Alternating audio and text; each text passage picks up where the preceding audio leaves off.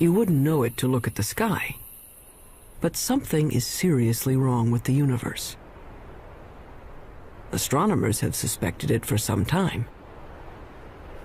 Now they're pretty sure.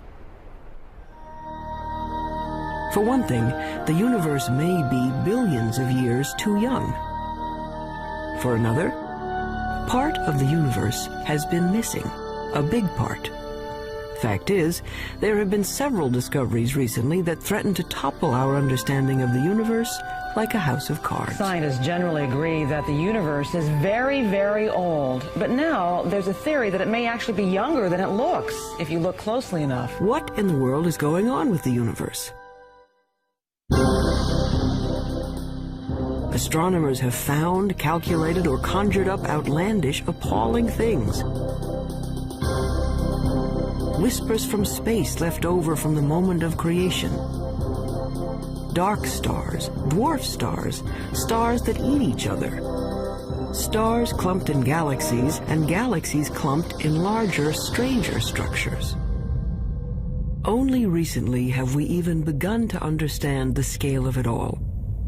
We have discovered things so small. At a 10 millionth of a trillionth of a trillionth of a trillionth of a second is the earliest time we can really talk about. And expanses so vast. That's expanded by a fraction of a million times a trillion times a trillion. The researchers need a special notation. A billion times a trillion degrees. To write out the incredible distances and magnitudes involved in understanding the universe. Suppose we were to begin with Peoria. Peoria is the center of the universe.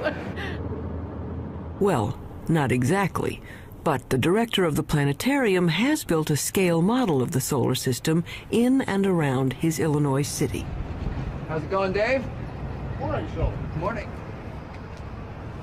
A little bit to the left. I think you missed a spot. A sunspot, There. get it? You got it. The sun in this model is 36 feet high.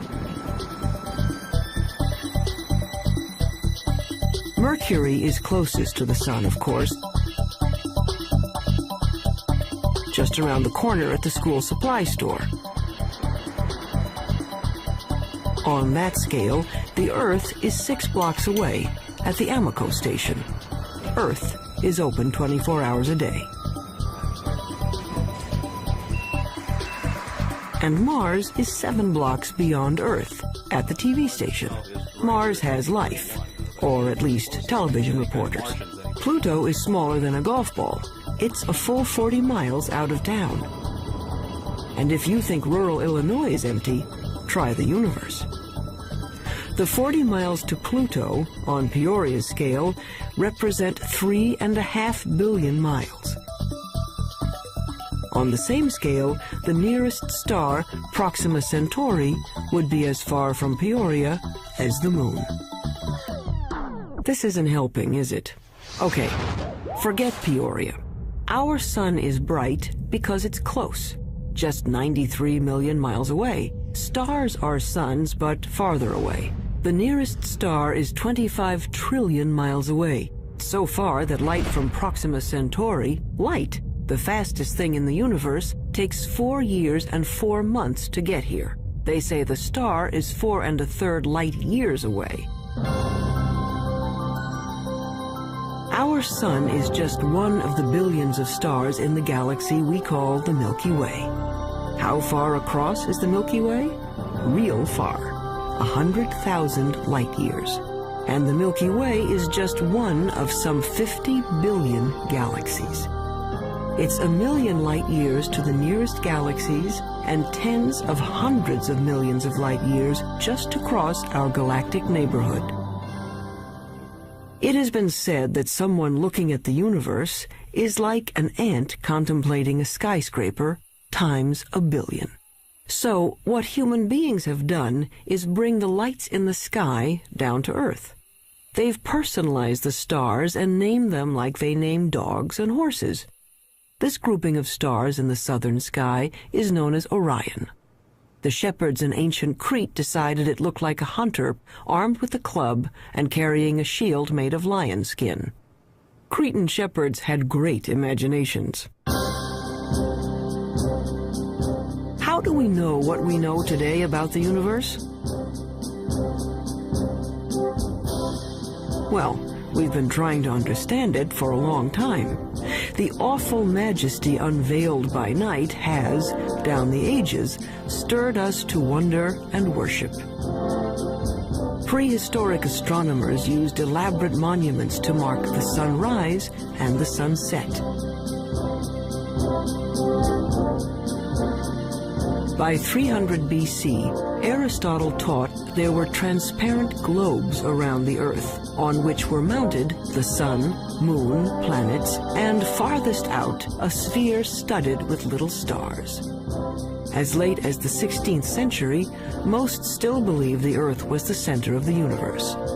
There were a few people, like Copernicus, who thought the Earth circled the sun, but not many. Then, in 1608, an Italian named Galileo heard that you could make a spyglass with two lenses in a tube. He built one and aimed it up. It was not until Galileo perfected the telescope around 1610 and pointed it at the Milky Way that he was able to say that the Milky Way was just millions of stars. And if you take a pair of binoculars on a clear night and look at the Milky Way, you'll just see that it's nothing but stars and clusters of stars. Galileo's telescope magnified things about as much as a pair of binoculars, but that was enough. He saw that Venus had phases like the moon, that the sun had spots on it, and that the moon had mountains, and that Jupiter had 4 moons. Aristotle's perfect crystalline spheres were shattered, and the universe stopped being simple. And there were other strange things out there. Remember Orion? Well, down in the middle of his sword was a star that wouldn't focus to a bright point, no matter how powerful the telescope. The object came to be called a nebula, and over time, astronomers found many such fuzzy blotches in the sky. Fast forward a couple of centuries.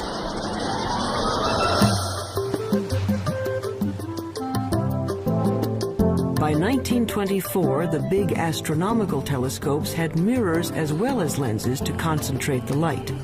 The one on Mount Wilson in Southern California had a collecting mirror 8 feet across. Images were captured on photographic plates in slow, careful time exposures. In the dark chill of the observatory dome, Edwin Hubble was studying a distinctive kind of star called a Cepheid variable. Astronomers use it as a distance marker because they know how bright nearby Cepheids are. They know that the dimmer the Cepheid, the farther away it is. Hubble was looking for Cepheids in his photographs when he realized he was seeing an entirely separate galaxy, Andromeda, 2 million light-years away. A lot of those fuzzy nebulas turned out to be galaxies like our own. And the light from those galaxies looked redder than anyone expected it to be. It's just like the pitch of a car engine. You know, as a car goes zooming by, you hear the engine kind of go. With light, when something's coming toward you, the spectrum gets shifted toward the blue.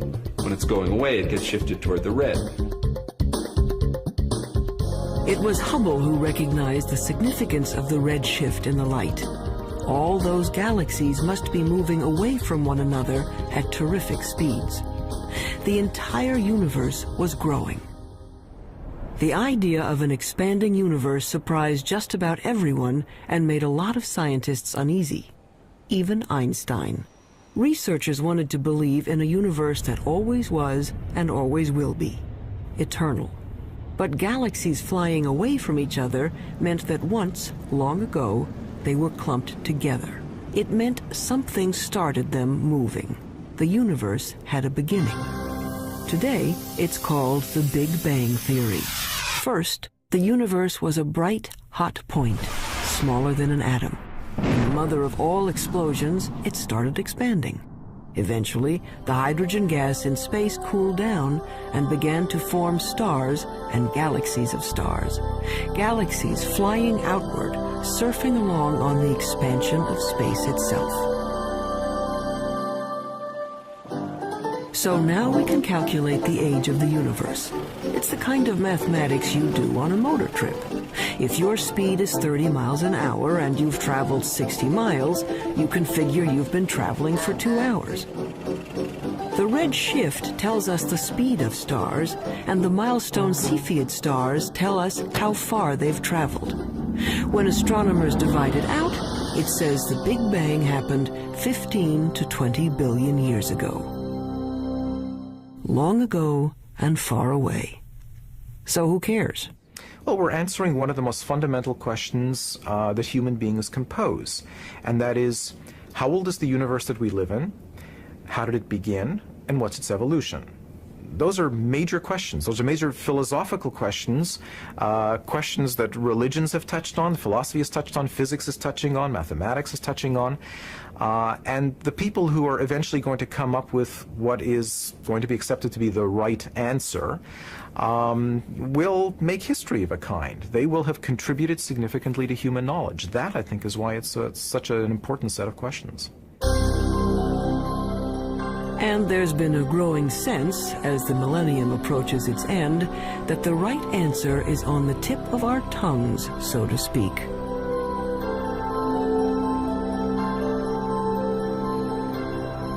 But not yet, not quite.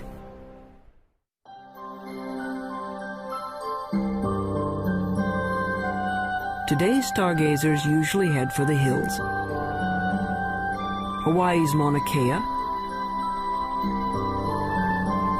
the Chilean Andes,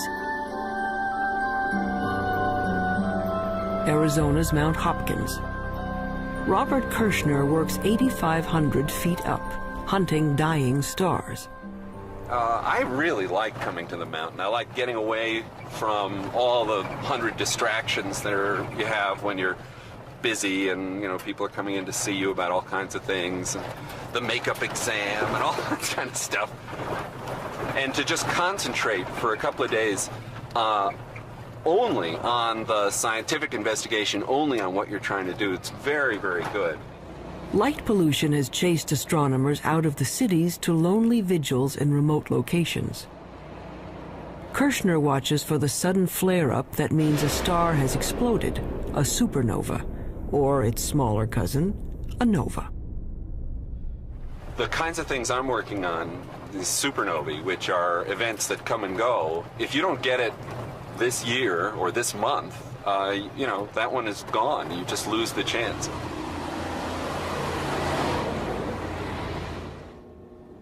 A supernova suddenly outshines its entire galaxy for a few weeks. If Kirshner and his colleagues can calibrate these cosmic flashbulbs, supernovas may prove even better mileposts than Cepheids. The game now for the supernovae, I think, is to find distant ones and to see if they really are the same as the nearby ones. Then we'll have a reliable tool to map out large-scale structure in the universe, and the supernovae, the Type 1 supernovae, look to me like a really good candidate for that. It's easy to find where supernovas have been. There are clouds of dust and gas in space marking places where stars have blown up. But supernovas are rare. A galaxy of 100 million stars might have one exploding star every 100 years. So Kirshner watches and waits. Well, the heroic age of observing has really passed. It used to be that you would be outside the whole night long, instead of sitting in a control room where a television brings the signal in and you're operating on a computer keyboard. 24, okay, get the CCD in the right mode. It's hard staying up all night. Is good. But there's a kind of sense of adventure to it that is a little bit like being a kid and lying out in the snow and kind of figuring out the constellations. Some of that is good for you, too. Yeah, fine. Breaking in the cookies are ready. Oh, I can have a cookie if I want. 10 hours to go. Look at all those cookies. I have one every half hour. I'll need the whole. In this era of digital cameras and electronic light amplifiers, men are still watching the skies and craftsmen are still grinding telescope mirrors. Like this 21-foot monster under construction at the University of Arizona. But one thing hasn't changed much in 400 years. astronomers are still battling their ancient enemy, the air. Starlight shimmers and twists as it passes through our atmosphere. The twinkling of the stars may be a delight to poets, but astronomers are trying to get rid of it. What we can do is shine a laser into the sky.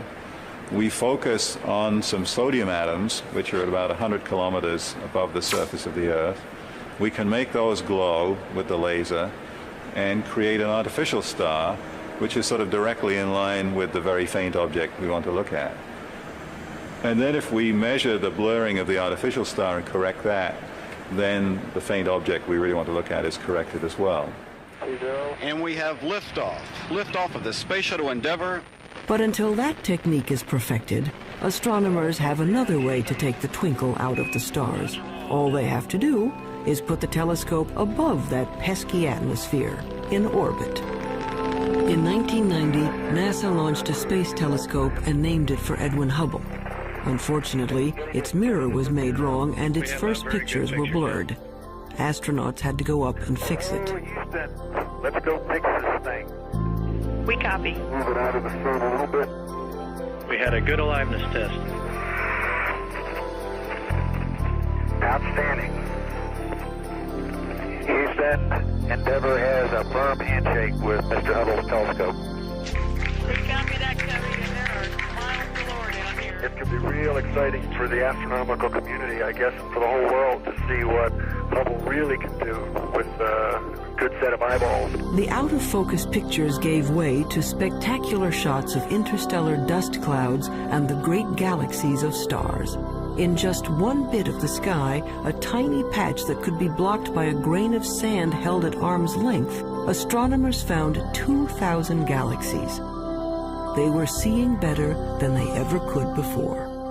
So one way of looking at it is if there was a firefly in Tokyo, and here we are in Washington looking at it, we could tell if there was another firefly 10 feet away. We'd actually be able to distinguish them.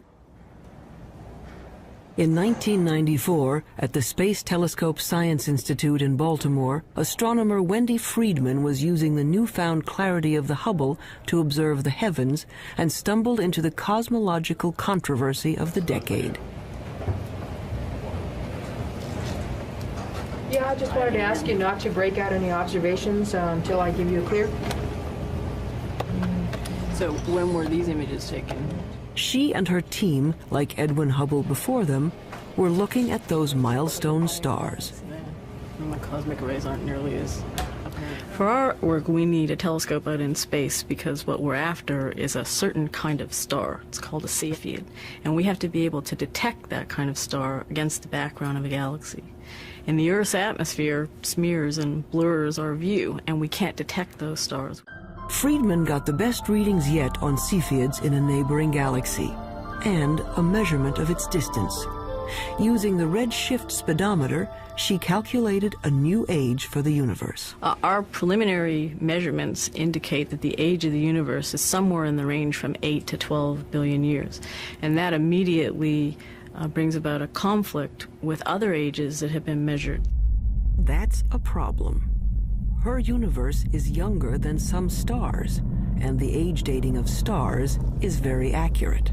Scientists can read a star's chemical changes like a clock. When we look at a cluster of stars, hundreds or thousands, it doesn't really matter. What we have to do is go in and measure the brightness of the brightest star that's left in the cluster, that's still burning hydrogen in its core. And that star is the minute hand on the clock, because that's the star that is closest to burning out its hydrogen, closest to ending its life, and that's a direct measure of the age of the cluster. But unfortunately, the star clock has been running 6 billion years longer than Friedman's universe. But we're looking at globular star clusters, 100,000 to 1 million stars, and they're being age dated by several very reputable groups of physicists, astronomers, and they're all coming up with ages 17, 18, 19 billion years. That's a problem. We're very close to having a kind of contradiction between the ages of the stars and the age of the universe. This would be quite embarrassing, because you really shouldn't be older than your mother. Clearly, if the universe is 10 or 12 billion years old, then there can't be stars in the universe that are 15 or 17 billion years old. That's not logical, at least if the entire Big Bang theory is right or even close to being right.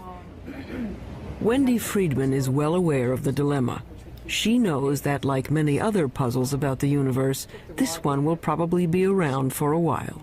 Anytime you get a new tool, you get data that are of better quality than were possible to obtain in the past. Yeah. You learn new things and get with it. And yes, sometimes leads to confusion because there aren't answers for all of the questions that are being raised. But it's a healthy aspect of science and how science proceeds.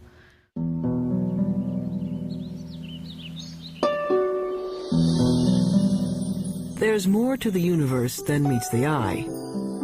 We can see only a small part of what's going on out there. What we call visible light, the rainbow from red to violet, is a small slice of a larger spectrum. But there are other ways of seeing. With the right technology, you can look at the world in everything from X-rays to infrared to radio waves. In the last few decades, the new tools have brought a previously hidden universe into view.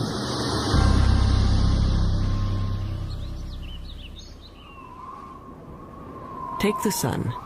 Nothing to do but roll around heaven all day, right? But by using the X-ray part of the spectrum, astronomers can see the sun is a very busy place.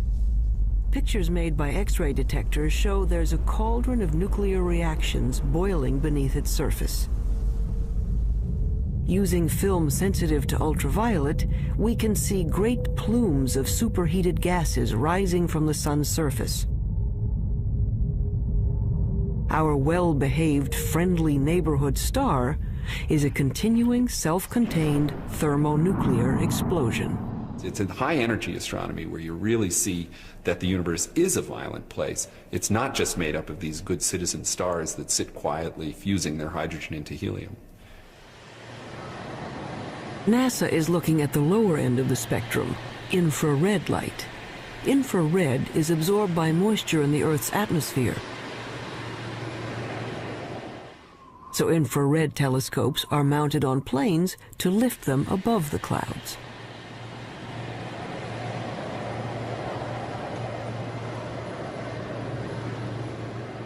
Just like fog lights on your car will enable you to see deeper, in the infrared you can see deeper into the universe.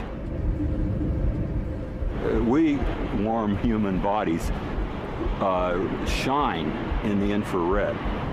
Anything at my temperature in the universe is emitting planets, comets, other bodies.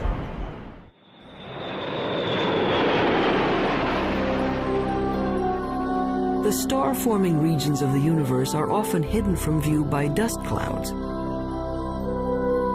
until infrared astronomy allowed us a way in. Now we can see clouds of frigid hydrogen gas condensing and starting to heat up as stars. The sky in the infrared is a strange and wonderful place. Once we learned where to look, we could peek into these stellar nurseries and snap some baby pictures. This is Hubble's view of the Eagle Nebula. The bright spots on the edge of these monstrous pillars of gas are brand new suns.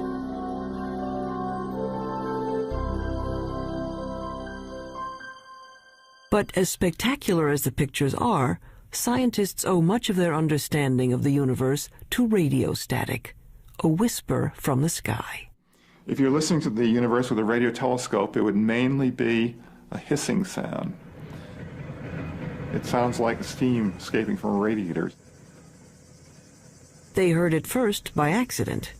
In 1965, researchers at Bell Telephone Laboratories had built a powerful listening station to hear signals from the first of America's communication satellites. But they were distracted by an ultra-low frequency hiss from everywhere in the sky. What they were picking up was energy from the bright flash that started the universe, an echo of the Big Bang itself. Radio astronomy was the second big window we opened on the universe. The first big window was Galileo going and putting a telescope to his eyes and seeing what he could see with his own eyes, and then with film eventually. The next big step was radio astronomy. It's a great step forward in terms of discovering new things and understanding new things. The discovery of the cosmic background radiation was a fatal blow to those who wanted to believe in an eternal universe. The Big Bang proponents had won. But the cosmic background radiation seemed to be smooth and even, coming from everywhere in the sky. Just what you'd expect from a universe that began from a single point. But then, why weren't the stars spread evenly through space? Galaxies should be moving steadily outward as the universe expands. Each should be moving away from all others like raisins in a rising loaf of bread. Astronomers had thought that the universe was sort of expanding uniformly and the galaxies were just going along, and that the only motion we should see is the Earth going around the sun and the sun going around the galaxy. But in fact what we saw was that the largest motion of all was the galaxy itself moving. And that really surprised astronomers, and the only conclusion we could come to was that something was causing the galaxy to move away from just the simple expansion of the universe. And after thinking about it for a while, a conclusion was that there must be a large group of galaxies near us. When astronomers plot the position of galaxies in their computers, they find filaments and clusters and walls of galaxies. How could that be if radio telescopes were saying the energy of the Big Bang was evenly spread across the sky? There had to be some seeds at the beginning. There had to be some small lumps in the early universe that are going to grow to create the structure. So Smoot went looking for irregularities in the background radiation to show that the Big Bang explosion was uneven. In 1989, his instrument package went up on a satellite, the Cosmic Background Explorer. It found subtle variations in the energy left over from the moment of creation. Announced in 1992, it was one of the momentous discoveries of the century. The universe made sense again. Smoot later told the press these wrinkles in the cosmic background radiation were the largest structures ever seen and the oldest. He told reporters that it was like seeing God. And that's the one that the press grabbed on because that's the one people could relate to. And that got spread all over and got much more attention, including people from philosophy and religion coming in and asking questions. But if researchers could finally explain why there are stars and galaxies and collections of galaxies, that didn't solve their other major problem. It's a little like the old childhood rhyme. The other day upon the stair, I met a man who wasn't there. He wasn't there again today. Oh, how I wish he'd stay away. The problem is that we know that at least 90% of the universe is something we don't know what it is. In the late 1970s, astronomer Vera Rubin and her associates noticed something peculiar on the outer edges of spiral galaxies like our own.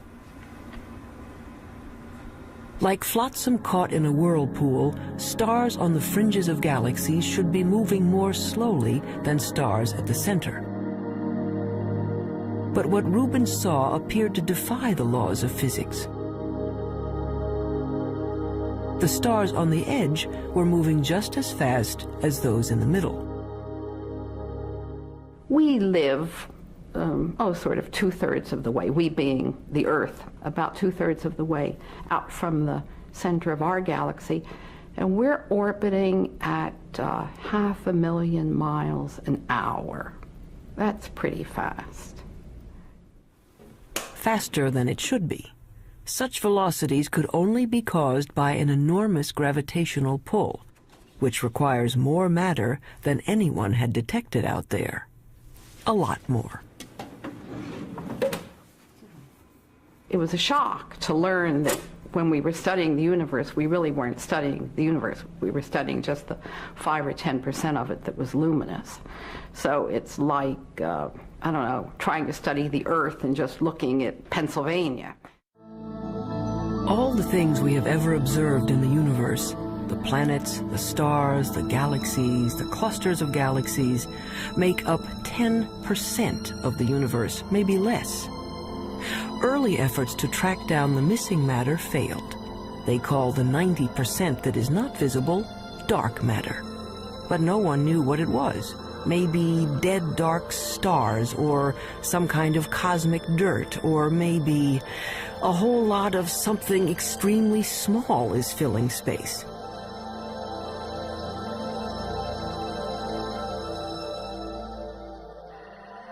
Subatomic particles called neutrinos might make up part of the missing mass, but not enough. Scientists went looking for other candidates. Daniel Snowden-Ift theorizes that dark matter may be made of something physicists have taken to calling WIMPs, short for weakly interacting massive particles. These would be things smaller than atoms, if they exist at all. The only way to detect them would be to look for their footprints. It's kind of like a ghost particle. It passes through matter without ever interacting with it, or I should say hardly ever interacting with it. Every once in a while, a WIMP will come in and bump an atom out of wherever it's sitting, and that's the only indication that we would have that WIMPs exist. He's looking for elusive tracks that might have been left in billion-year-old mica rocks. Mineral mica has one of the most regular atomic structures of all, so if a WIMP had passed through it, it might have knocked some atoms out of alignment. What we're looking for is the WIMP to come in, bump one of the atoms in the mica, and that recoiling atom then produces a chemical change within the mica. In his search for the WIMPs, he splits up endless mica samples and bathes them in hydrochloric acid.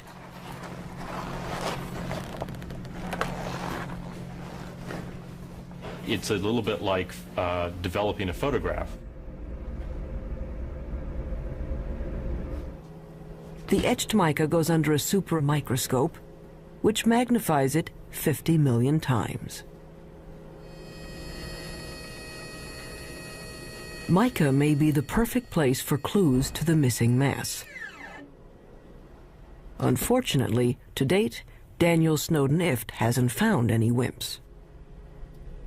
Researchers stunned a 1996 meeting of astronomers when they announced they had found the dark matter, or at least some of it. They had picked up ripples in starlight caused by dwarf stars too dim to be seen directly. A halo of these objects surrounding galaxies would account for the missing part of the universe. To bug the physicists looking for WIMPs, the astronomers call these tiny dense stars machos, massive compact halo objects. The research to confirm the mysterious source of gravity goes on. I would like to think that in 10 years we know what the dark matter is, but I wouldn't bet very much money on it. But advances usually come in very surprising ways.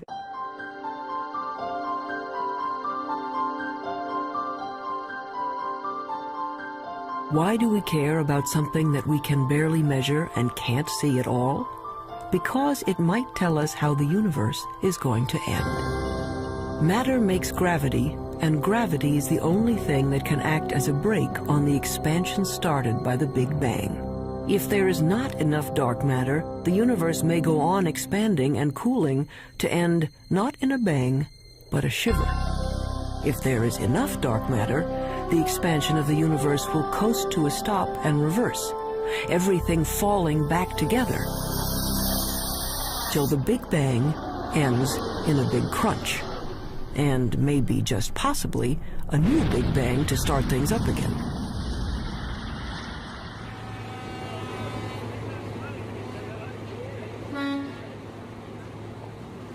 Albert Einstein, among other things, revolutionized the way we think about good old gravity. Astronomers generally only talk about one force, and that's gravity. And the reason for it is almost everything that's important on the large scale, that is on the scale of planets and stars or the universe as a whole, is gravity. From Einstein, we know that the gravity that pulled Newton's apple down from the tree isn't a kind of magnetism. Gravity is a property of matter and space. Matter bends space. The more mass, the more space around the mass is warped. That's why the moon goes around the Earth. It's trapped in a dimple in space, a gravity pit created by the mass of the Earth. When enough matter collects, gravity is strong enough to squish hydrogen atoms into helium atoms. This fusion releases enough energy to turn on a star. But gravity is also a star killer. Stars are born, age, evolve, and eventually die, just like people. They have a regular life cycle. During the entire life of any star, there is this delicate balancing act, because gravity is always at work trying to crunch the star down into a small point, and the high internal pressures are trying to blow the star up and blow it apart. And for about 90% of the life of the star is in nearly perfect equilibrium. And it just sits there, burning away and producing radiation. But when the fuel is gone and the fires go out, gravity is free to collapse the star. A medium-sized star like our Sun will burn steadily for 10 billion years. Then, in a kind of cosmic spasm, it will puff up to engulf the inner planets before collapsing into one of those white dwarf stars. A star twice the mass of our Sun would collapse even farther, ending up as a super-dense star the size of New York City, a neutron star. A teaspoonful of stuff from a neutron star would weigh 100 million tons. But what happens to a bigger star when its fires die down? Say a star 50 times the size of the Sun. It may blow up as a supernova, leaving a neutron star, but then it keeps on shrinking to infinity. An infinitely small point with a gravity so powerful that not even light can escape. There's no there there. It's a black hole. And the analogy that we have to space being stretched by the material is you have a rubber sheet and you put a ball on it and it causes a dent. Put a heavier ball, it'll cause a deeper dent. If you put a heavy enough ball, it'll just tear through the rubber sheet altogether. If you force too much matter into a limited amount of space, it'll just tear space like tearing the rubber sheet. You can be forgiven for thinking a black hole is some sort of weird science trick. An infinitely small, invisible star defies common sense. It's what happens when you use mathematics as your lens on the universe. But out here on the high desert of New Mexico, they've found that black holes do exist outside of equations. 27 giant radio dish antennas, each 80 feet wide, are positioned over 13 miles to form a single huge radio telescope. They call this very large array of antennas the VLA, which stands for the Very Large Array of Antennas. James Moran is one of the world's foremost radio astronomers. The VLA has had a tremendous impact over the last 15 years. It's very important because it has tremendous versatility. This technique of radio interferometers was developed after World War II, but this is the first really big array. Dust obscures light rays, but this instrument can penetrate that dust because radio waves go right through the dust, and we can see down to the core of things that can't be seen in optical astronomy, for example. It turns out that a black hole can create radio signals as it sucks in matter. The signals can show up as a beam of microwaves, a microwave laser, or maser. Why you would find a maser in a black hole is a complete mystery. I don't think anybody would ever have predicted this. What we have found is that there's actually a very light molecular cloud in a disc shape. My friends refer to it as the maser frisbee. We didn't go looking there hoping to find something coming out of a very compact region around the black hole. It just plopped onto our computer printouts. A black hole can attract dust and gas in its neighborhood into a whirling disk of molecules. Those molecules release great bursts of radio energy as they are drawn in. There seem to be black holes made not from single stars, but from whole clusters of stars. They have a mass 100 million times that of our sun. But these monsters are still infinitely small points, capable of gobbling up other stars. But where does the stuff that falls into a black hole go? Does it just fall out of the universe? Possibly. Or it may pop up somewhere else in space. If you'll excuse an indelicate metaphor, there may be white holes regurgitating matter eaten by black holes in another part of the universe, a wormhole in the fabric of space and time, allowing you to go from one location to another without crossing the space in between. Or it might go to another universe entirely. Astronomy's reigning theoretical genius, Stephen Hawking, proposed that the black holes in our universe might well give birth to other universes. In fact, there might be any number of universes, like bubbles in the bath. We don't know, and probably can't know. If you fell into a black hole, you'd be stretched until you were thinner than a strand of spaghetti, which wouldn't bother you because time would stop. The rules of the universe as we know them don't seem to apply to black holes. That's what happens when you start messing around with infinities. It leaves us with a universe with holes in it. A universe with a lot of room for imagination.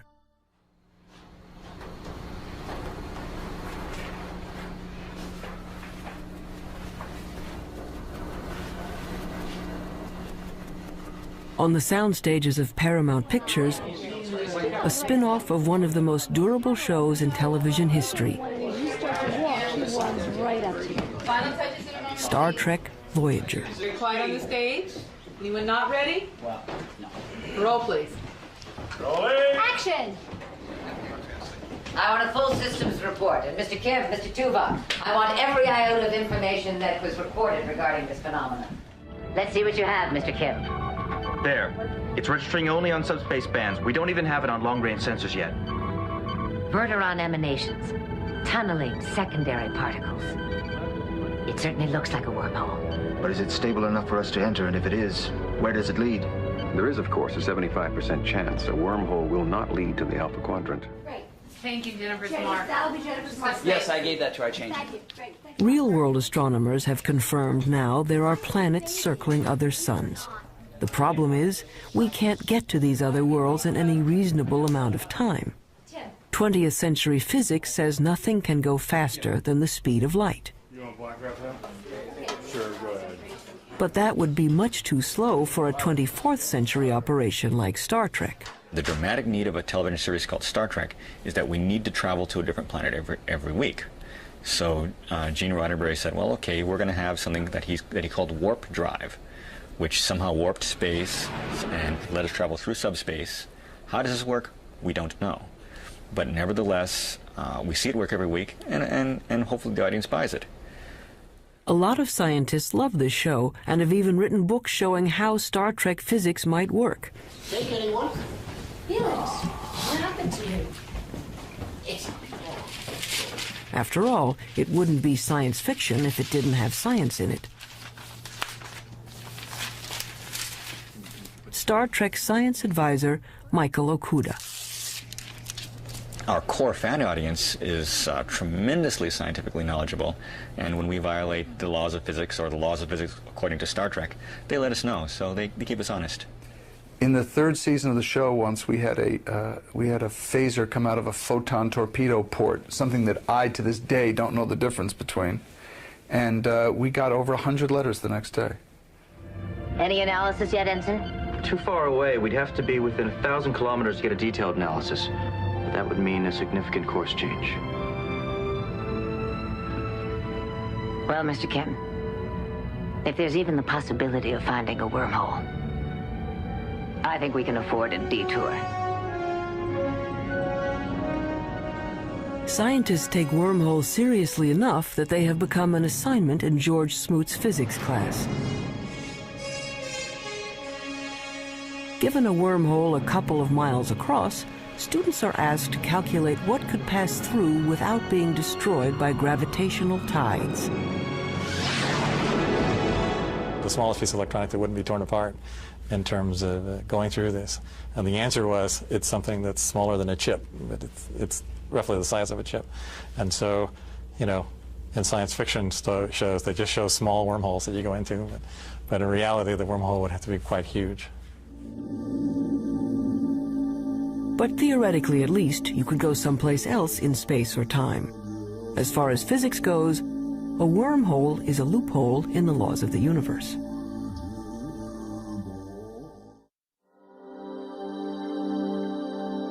So we are left with questions. Why do some stars appear to be older than the universe? Why do galaxies move as if there were something dark and huge out there?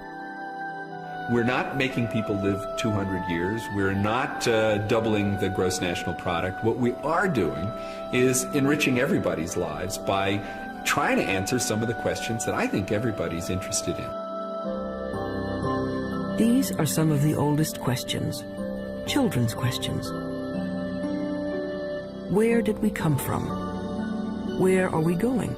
Are there other worlds? What is outside the universe?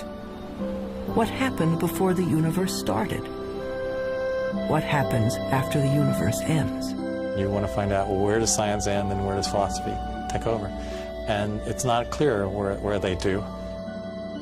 Modern astronomy is a young subject, and each time we get a new and better tool for looking into the void, we find surprises. More and more data that doesn't quite fit. And I think it's portrayed as if the field is in total confusion and chaos, and I think very often it appears that way at the forefront when things are not understood and there are unsolved problems. But progress is being made. The fact that we're able to take these subtle clues, that things you can barely measure with the biggest, most sophisticated instruments, and figure out that they are telling you about what the universe was like 15 billion years ago, I think that's a terrific thing. Why does the universe exist?